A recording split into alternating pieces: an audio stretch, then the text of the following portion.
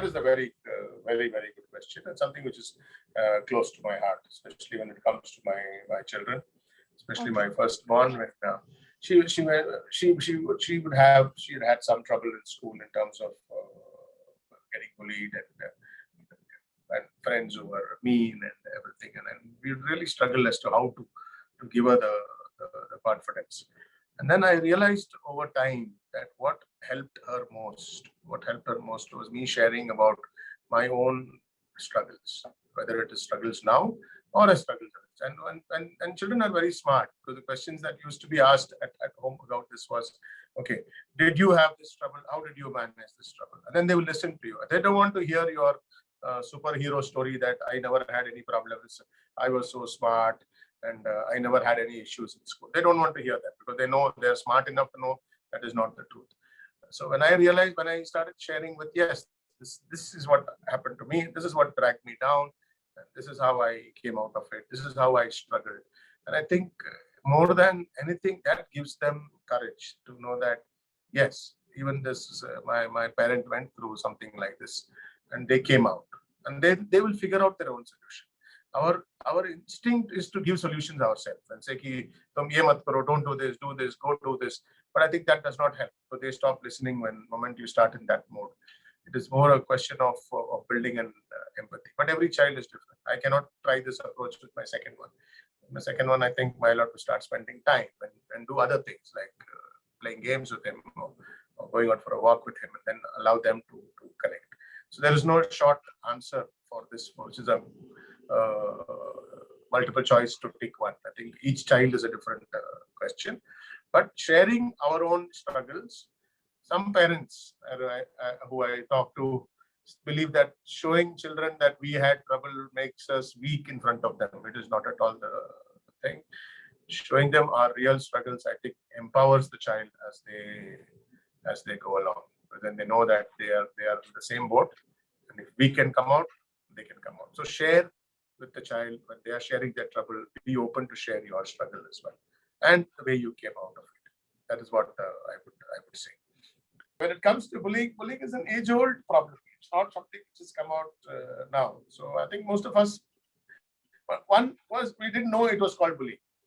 We didn't know that. So it was almost felt like this is part of growing up in the school system or in the society where you lived. So one of the things that I got bullied about quite a lot was because of my health issues, because I had a stomach bag and I had urine leaking in my uniform sometimes. So that became quite a big stumbling block for a few days. So then once I remember, and that time the solutions are different to solutions today. Today's parents can't even think of those solutions. So because when I told them at home that this is happening and I don't want to go to school, the person who solved that problem was my grandmother. Because she took out her thin, long cane that she had, and she said, whatever happens, whatever they're doing to you, you have to go. And so for 6 years, I got the 100% attendance record in spite of crying to go into school every day. But in a real sense, what she did then, she was able to do that. I think that is where today's nuclear families are really suffering. She would come to school in the morning, go back and come and sit outside the school gate, waiting for me to finish. So in case, I had something to cry about, I could run to her and do it. Today, that's not a practical solution. So I can't advocate that for anybody. But I think the bottom line is, if we can get our children to believe that they can stand up to a bully and to be able to believe in themselves, and that takes years and years of work, and no one gives us a ready handbook. And always be ready to seek help. There are so many good child counselors, child advisors who are there now, qualified people. And one of the problems I face with parents sometimes, they think taking help from a counselor is a bad thing. I don't think it's a bad thing at all. In fact, I see a counselor even now to sort out my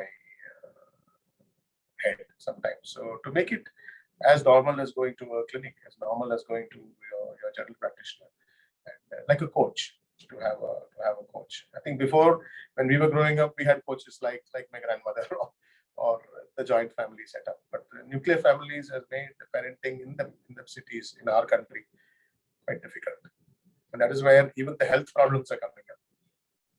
For the parents of India section, the other thing we can talk about is the increasing amount of constipation and urine infection in children, purely because we've got used to going towards a Western lifestyle, a Western diet, of a refined diet, and aping the Western cuisine, polishing our food and processed food.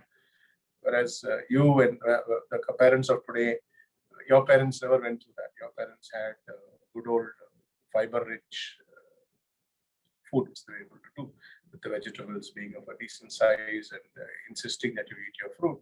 Whereas today we've moved to a nuclear family where that input is not there. The only input comes from Google, and Google gets its inputs from we don't know who and which part of the world. So I have parents who are running around shopping for prunes or cranberry juice, things like that, when there are much simpler local solutions available for that. So that I find is the westernization, in a bad way actually, of the Indian child being brought up in our families. But that we can talk as well.